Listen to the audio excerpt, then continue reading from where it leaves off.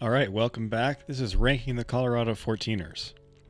So, jumping into the season of 2019, I really picked up pace and climbed a good number of peaks this summer. So, getting started with Mount of the Holy Cross. So, this is definitely one of my favorite areas and a really interesting peak as well.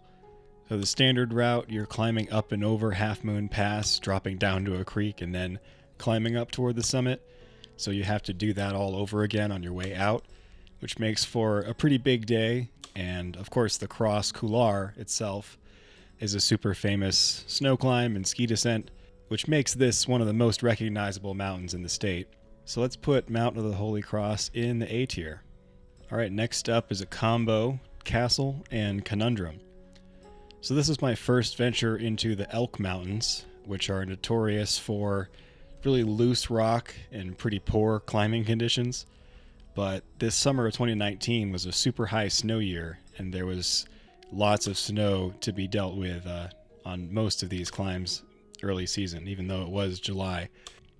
So it was a lot of fun climbing these peaks in the snow, and I got a great glissade off the saddle between the two of them at the end of the day, which was probably still the most exciting glissade I've had. And yeah, just two really high prominent Class 2 peaks with a connecting ridge between them. And the Elk Mountains, as rugged as they are, quite striking and beautiful peaks. So the views from these peaks are some of the best as well. Let's go Castle and Conundrum in the B tier. One of the more famous mountains from Colorado, Pikes Peak, has a lot of different ways to get to the summit, including a paved road and a train. There's also a full-on restaurant on the summit where you can get some donuts and coffee halfway through your day. So the Bar Trail, one of the standard routes, is actually one of the most interesting hiking trails in Colorado. Starts down at the incline in Manitou Springs, down in the high desert cactus, and then you climb all the way up through the forest into the alpine up to 14,000 feet. Pretty unique and a great day out. So Pikes might seem a little bit overplayed if you're from the Front Range, but it is definitely worth hiking up there for sure. And the donuts are not to be missed. So put Pikes right in the middle in C tier. Okay, so then a bigger combination, Blanca and Ellingwood. Blanca Peak is one of the highest peaks in Colorado, and it's at the center of this group of peaks called the Sierra Blanca, which is just this little cluster of mountains that are almost completely surrounded by large, flat, open valleys like the San Luis Valley. So you can see them from a long distance away, and they really do seem to just erupt out of the desert, which is pretty unique. So that amount of vertical relief also means it's a pretty long approach, hiking up the Lake Como Road, which is a pretty formidable four-wheel drive road that very few vehicles are going to make it all the way up. But Lake Como is beautiful, and then Blanca and Ellingwood sit there at the back of the valley, and it's just following a climber's trail up to the saddle, and then a Class 2 ridge up another direction to get the two peaks. Pretty great to get up there and look back down at all those big flat valleys, and then also over to the connecting ridge to Little Bear, which is one of my favorite ridges, but we'll talk about that later. And then from there, hike all the way back down to the desert again, and it's pretty exciting. So I was really excited to get these two done when I first made that trip. It was a fun day. So I'll actually split these up. I'll put Blanca in B tier and Ellingwood in C tier. Mount Bierstadt is one of the most well-known and often climbed peaks in the state. It's pretty accessible from Denver, and most folks who live in the city will find themselves in the vicinity of this peak at some point. So super popular on a summer weekend, and the standard route is definitely one of the easier and best maintained trails on the peaks. But there's also a few different other routes. The Sawtooth Ridge is a pretty interesting beginner-friendly scramble that heads up toward Mount Blue Sky, or formerly Mount Evans. It's a route where you can really choose your own difficulty. So pretty good introductory scramble, and I had a good day out doing it as an out and back with a group from the Colorado Mountain Club. So Bierstadt might seem a little bit played out, but there are some interesting variations to be found as well. So again, back in the Sangres, the Crestone peaks are some of the most interesting and iconic mountains in the state. The rock on these peaks is super unique. It's actually just called Crestone conglomerate, and it's really solid, really trustworthy, and it looks like a bunch of kind of tennis ball, soccer ball size rocks all just kind of glued together. So as you're climbing on these peaks and scrambling, it's just lots of things to hold on to, lots of really solid rock, which makes for some really unique and enjoyable routes. So the route up Crestone Peak is this big red gully. It's just a big, solid slab climb, scrambling up to the summit, Class 3. So then getting over to Crestone Needle is the first of the 4 famous Great 14er traverses that guidebook author Jerry Roach established as some of the best. And the Crestone Traverse is definitely a pretty exciting route. It's not exactly a true ridge traverse. You're more kind of navigating on a series of benches and ledges just below the ridge itself. But as you start to get toward Crestone Needle, the route becomes really interesting, and you're scrambling up a pretty steep exposed knife edge and then topping out on the summit via a really steep and exposed Class 4 head wall, which is one of the most memorable moments of any of the 14ers for sure. Really exciting climb in a really fantastic area. So the Crestones and the Crestone Traverse I'll put up in the A tier as well.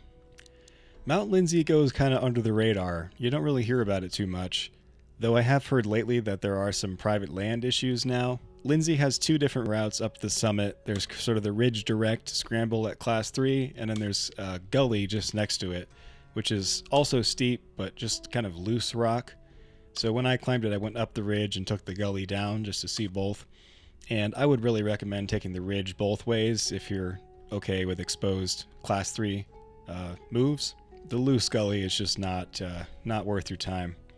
But pretty interesting peak. It's right there behind Blanca. And yeah, underrated. But we'll go middle of the road for the C tier. So those climbs kept me busy for most of the summer, but as Labor Day came around, I set my sights on the San Juans. And the San Juan Mountains are the largest and most wild mountain range in Colorado. It's super far away from Denver. It takes a commitment to get out to any one of these peaks. So I took the week and tried to climb the 14ers in the San Juans, in a week vacation, 8 or 9 days or something like that. And that was just a fantastic experience, hopping from trailhead to trailhead, peak to peak, and exploring the San Juans in a really fun way. So first up, on that Friday afternoon when I got down there, I went and climbed Handies Peak, just first thing, which was a pretty short and sweet trail to the top. Wore sandals for it. Yeah, beautiful wildflowers and really extraordinary views. Being my first time in the San Juans, it was just awesome to get up on top of Handies and just look around 360 degrees at all the other 14ers and all the 13ers down there. And being able to kind of point out and look ahead at the peaks that I was expecting on climbing over the next few days. Handies Peak does have a reputation as having one of the best views of any 14er, and I would agree, but climbing-wise it's pretty simple and not all that memorable, so I'll put it in D tier. A good introduction, but not the most worthy objective on its own. So from the same trailhead as Handies, I went up the opposite direction over toward Redcloud and Sunshine. So these are in the middle of the San Juans near Lake City, but really offer that more kind of Sawatch standard Class 2 talus pile sort of feel. So pretty straightforward day. You're just kind of following these braided, climbing routes up to the top of Redcloud Peak and then heading over to Sunshine. There is some debate about doing it as an out and back versus making a loop out of it. I attempted to do the loop, and I didn't find it to be that worthwhile.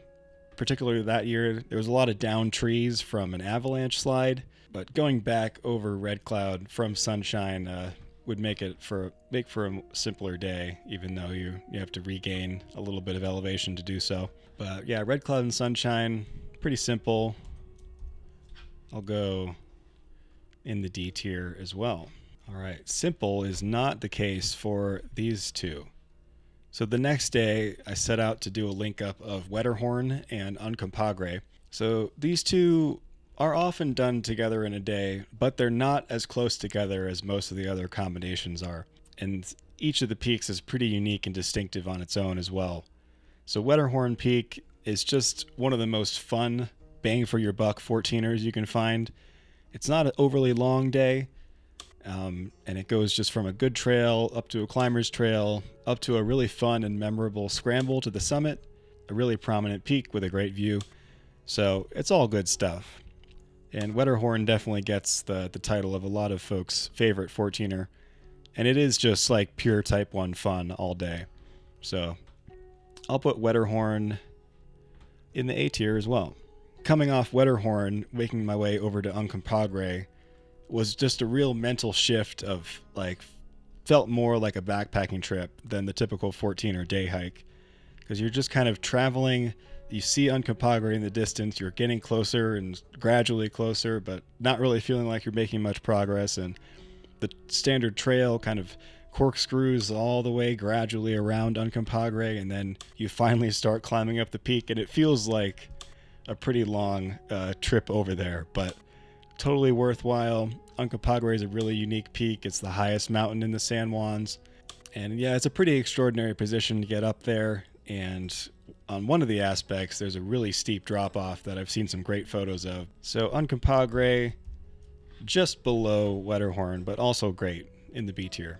Okay, so then the next day went over to Mount Sneffels, which definitely has the best name of any 14er in Colorado, but also a lot of really interesting routes.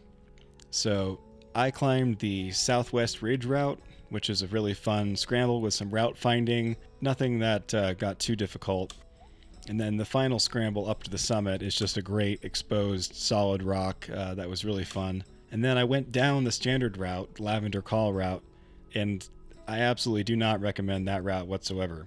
If you have any comfort level with scrambling and route finding, absolutely take the ridge route and avoid the gully at all costs. There's a couple different approaches from either Yankee Boy Basin for a pretty short day or coming up the Blue Lake side for a longer trip and maybe camping out. There's also a couple different iconic ski descents on the north side, including the Snake Couloir that has a rappel to get into it.